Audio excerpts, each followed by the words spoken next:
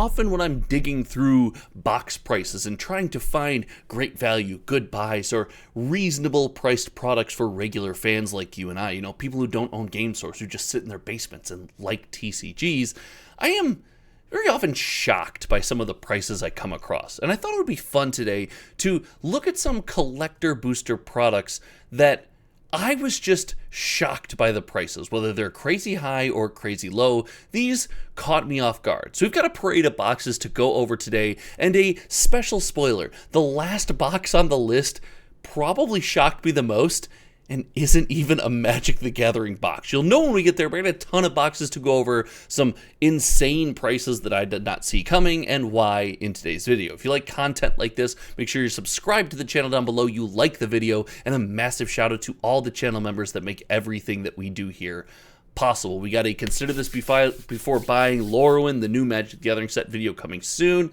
and I appreciate each and every one of you. All right, let's get into some crazy box prices.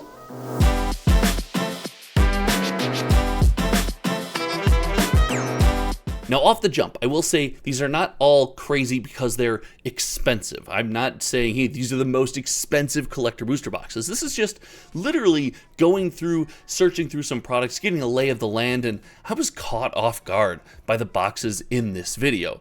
And the first box is maybe one I should have seen coming, but the Bloomburrow collector booster box is, well, it's insane. This is almost a $1,000 booster box. And yeah, Wilds of Eldraine and everything all makes sense when you consider the confetti foil special guests that they have in there, the enchanting tales.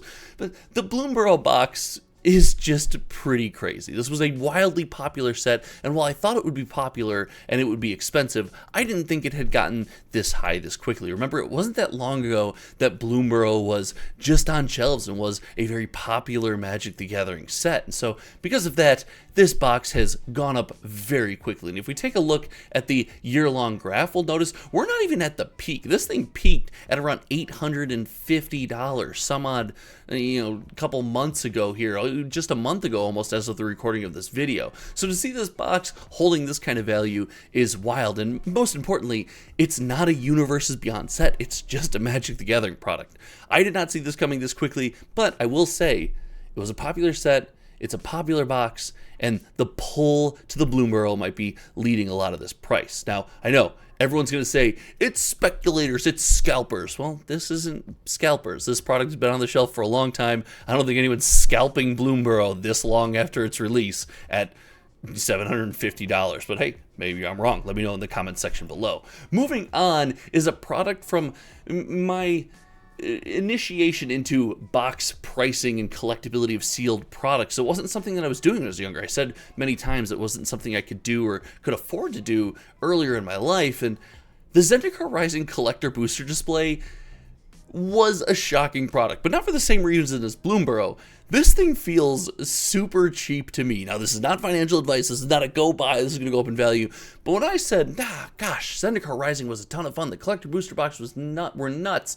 The lands that you could get out of your Expedition series was insane. I wonder what that booster box is. To see this thing under $300 on the secondary market kind of blew my mind. It feels like an opportunity to have a cool opening experience for under $300, which in Magic the Gathering right now is unheard of. The Expedition series, and I think I pulled up some of them here just to go over.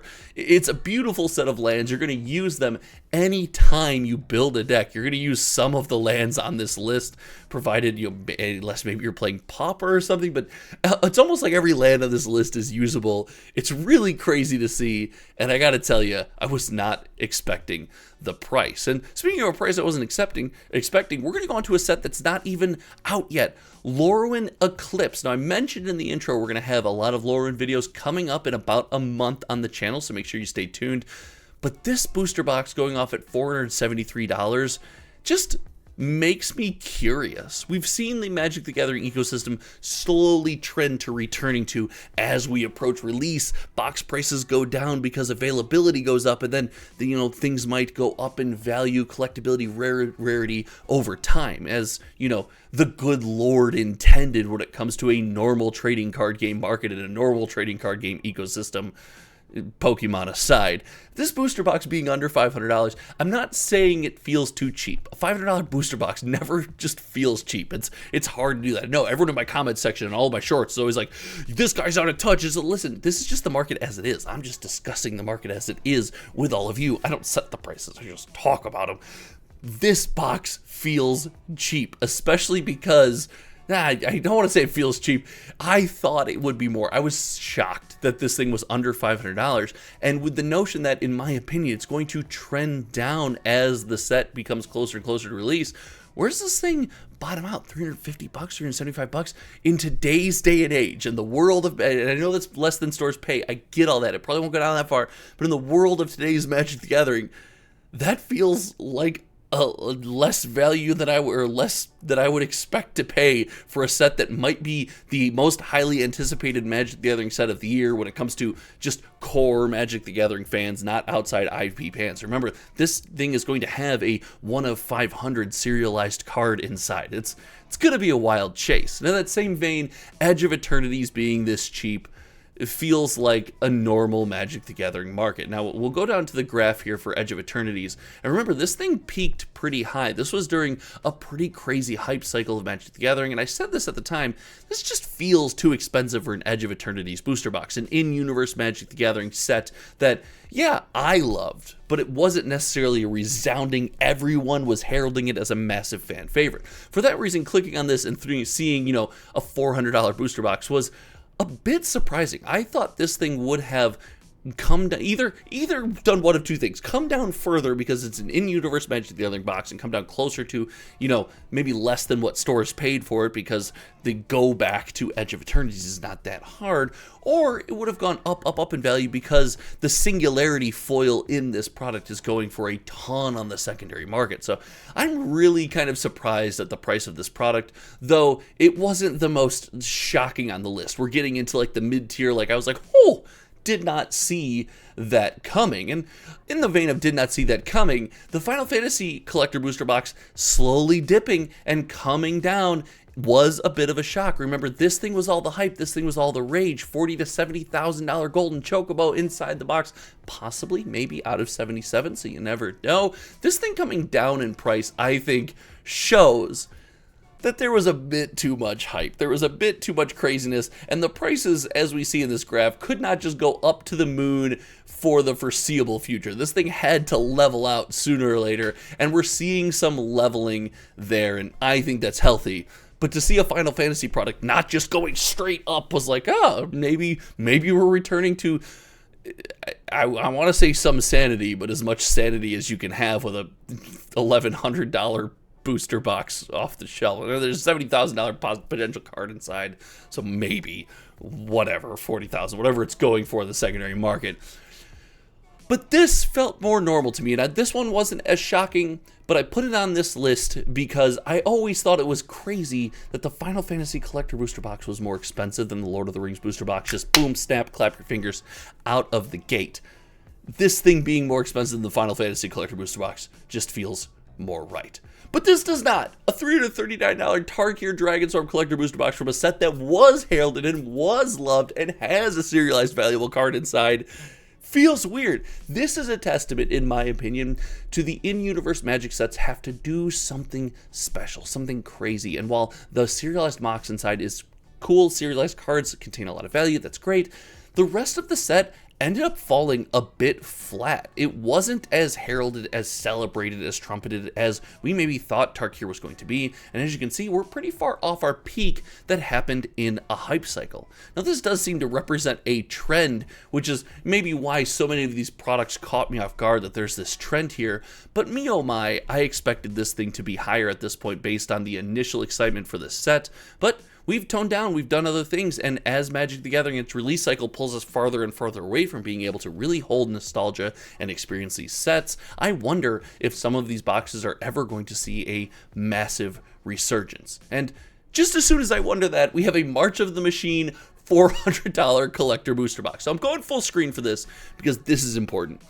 This set was greatly disliked. I don't know why. The halo foiling treatment inside was great, and this was a little bit before they had really fine-tuned collector boxes to have a lot of stuff inside that we really feel the need to chase. The several $100, $7,000 hits that we're seeing in collector booster boxes, the art series cards and all that stuff. It was more still about borderless treatments and, you know, some serialized cards mixed in here or there. This collector booster box being this expensive did surprise me. March of the Machine not being the most popular set in the world, being at a time when collector booster boxes were cheaper, was something, you know, that I think should be taken into consideration. And I expected this thing to be around $290, but man, it's just going up in price. And as you see here, based on the graph, we're pretty close to the peak of March of the Machine. So hey, old Magic the Gathering sets that we didn't love at the time and are more popular and we see the value in now, big kudos to Karlov Manor, the set that I think is way better than people expect.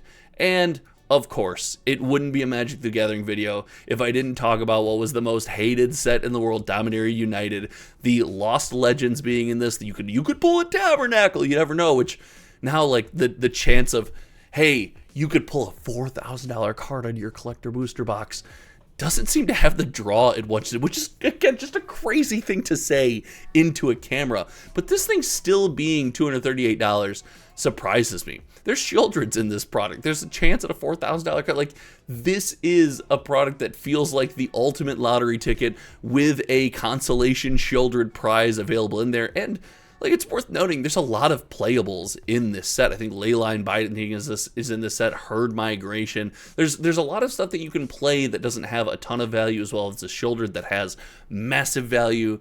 This product was all over the place. I loved the set. I loved the Shattered Glass treatment. It didn't get, you know, necessarily the love that it wanted to. And finally, to wrap up the Magic the Gathering product, the Double Masters 2022 Collector Booster Box. Now, I have the display here because I always wonder, like, hey, is there a premium for buying a display or not? There's really not in Magic. These average about, you know, a little more than $300 per booster box.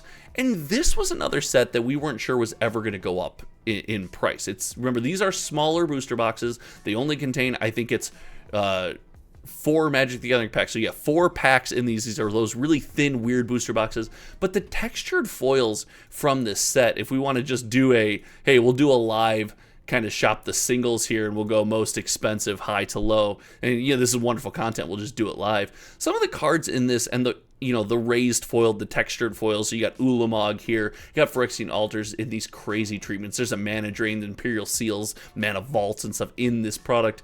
Make it a box was just a massive amount of hits in the product. There's a ton that you can open that has a lot of value. And while there's only 4 packs, I wasn't sure these were ever going to take off. So it's wild to see. And that's just the Magic the Gathering side of things. I went on eBay and I Googled collector booster box, and it brought me to a product that I found, you know, that I had on the shelf. It's run by a company that, again, I will just disclose, I have friendships with this company. I like the way they do things. It's a game with an old school Magic the Gathering designer, Brian Tinsman, who designed like the core of my Magic the Gathering love is designing this game, and it's a controversial game. And I just started Googling collector booster boxes and prices, and I got Wonders of the First. And I know everyone doesn't love Wonders of the First because of the AI art. I understand that that's not everyone's favorite thing, but I have one of these, a couple of these on the shelf, and the boxes are aggressively selling for between $400 to $500. And I got to admit, that shocked me. In fact, I brought one over because I have one, and I didn't realize how crazy these things had gotten. I looked into the secondary market, and I was like, wow, there's a really strong secondary market for this like small indie TCG. I wonder if I should look at maybe this market as a way to build some value, or maybe crack a box to see what it's all about. Let me know if you want me to crack this box. Let me know all down below in the comments. And I understand AI art's not for everyone, but you gotta remember, I work in tech. Everything has been moving towards the AI, and while yes, there isn't a traditional artist like you'd expect, there are still people working on the art being produced. They're just working in different ways. So it's not something that offends me or throws me off as much as it does other people, players, or creators, as you would think. And hey, if it's not your bag, if AI art is like, yeah, that's a deal breaker for you. Totally understand. It's just not for me. So I'm thinking I'm going to look more into Wonders of the First. They have a couple more releases coming out, I believe, so I'm going to check those out as well. But I'm pretty surprised at the secondary market, the strength of the singles and the sealed product. I think there's a lot to explore there. Let me know what you think in the comment section below, and if there's boxes that shocked you, there's box values that you looked into that were just like, wow, I couldn't believe this actually was a thing. I am so down to hear in the comment section below, because I'm always looking for fun little tidbits and things to talk about, and I'm debating starting a new series. If you stuck around to the end of this video, you get a little insight. I might ask people in my Discord, which I'll link down below, to give me on video, could be vertical, could be horizontal, however you want to give it to me, a 30-second Magic the Gathering take, and I want to then either defend, argue with, or present that take in an exciting manner, because I think a lot of regular Magic the Gathering fans have a lot of exciting thoughts about the game, and this would be a cool platform to not only discuss those thoughts, but give you guys the ability to put pen to paper and express those thoughts to a massive audience. Let me know what you think in the comment section below, and if you're interested in that, make sure you join the Discord. Ask me in general to make a channel, and we'll see if we get enough interest. We'll kick that project off right away. Thank you so much for hanging out. I'll link a video that YouTube will think you'll like right over here. And until next time, you know me. My name is Josh, and we'll see you around these crazy, crazy marketplaces. All right, everyone. Goodbye.